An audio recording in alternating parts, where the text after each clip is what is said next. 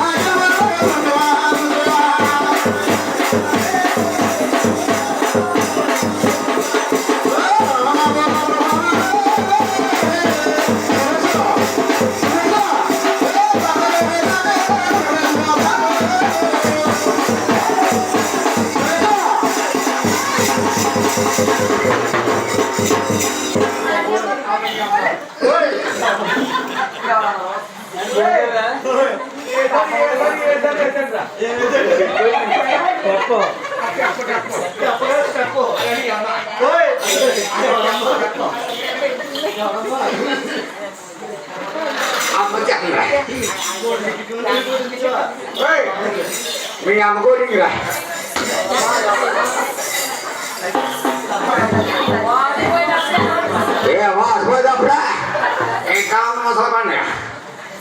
అమ్మా అమ్మా అమ్మా యారా మౌత్ కట్టుకో ఆ మౌత్ ఓయ్ బ్రహ్మా ఓయ్ బ్రహ్మా ఓయ్ బ్రహ్మా మాట్లాడుతుందా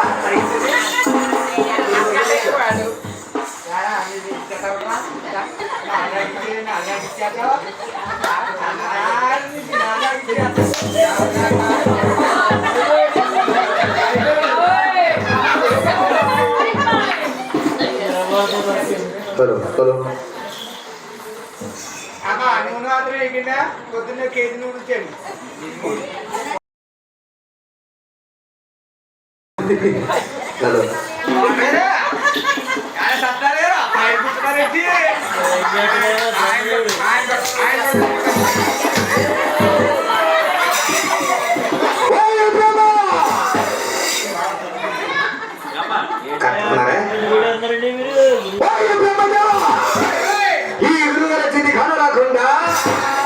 ఈ రోజులు గురువులు గౌరవించి విడవుతున్నాం.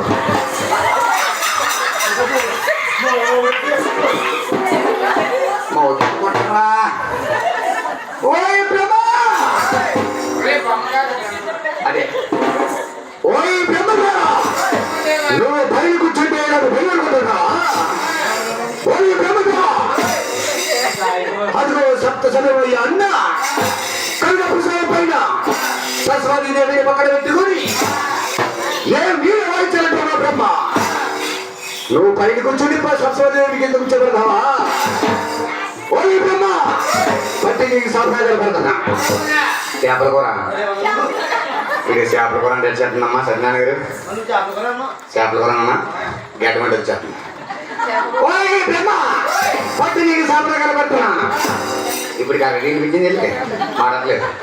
ఓయ్ బ్రహ్మ నీకు సాధన అంటే బ్రహ్మదేవా ఈ నరలోకమే గాని దేవలోకమే గాని పుణ్య భూలోకమే గాని గుళ్ళు గోపురాలుండవు, పూజలు పురస్కారాలుండవు. కానీ బ్రహ్మ ఈ నరలోకం అవి అంతా కూడా ఏ అబద్ధ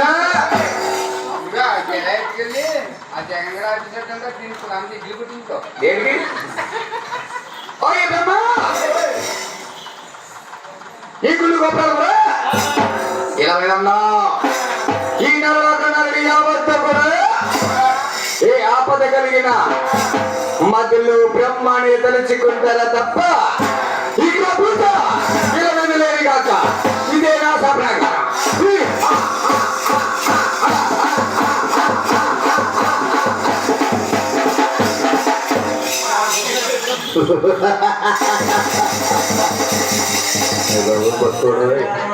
అలా కనపడుతున్నాడమ్మా, ఎల్లు తట్టలాగా ఉన్నా కానీ బలం ఎక్కువే, నక్కలాగా ఉన్నా కానీ. మరి అటువంటి మహానుభావుడు మనములీశ్వరుడు అడుగో మంచి గోకులంతో మంచి బలవీరుడుగా గజానికి ఒక అడుగేసుకుంటూ అందరూ గుడ్లు చూడండి అలా ఎర్రబడి చూస్తున్నాడు. అబ్బా ఎండు తక్కువలాగా అటువంటి మునీశ్వరుడు బ్రహ్మపట్నాలు చక్కగా బ్రహ్మదేవుడికి అలా శాపనాగాలు పెట్టేస్తూ అటువంటి మునీశ్వరుడు అయ్యో ఎంతగా